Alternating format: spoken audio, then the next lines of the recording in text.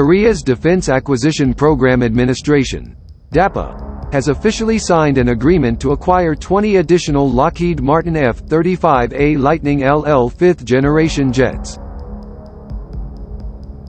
This new procurement is part of the second phase of the next-generation fighter jet program, NextGen. This was revealed by DAPA on December 27, 2023.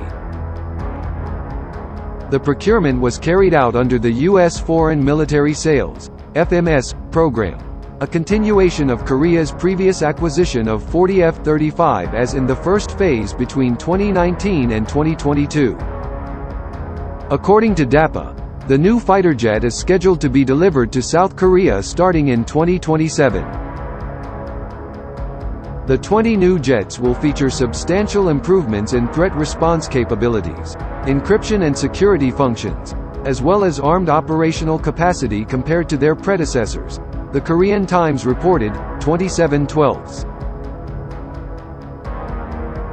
This additional F-35A stealth jet has a 1.5-fold increase in internal weapons capacity compared to the previous version and can be equipped with advanced weapons such as the GBU-56 precision-guided bomb.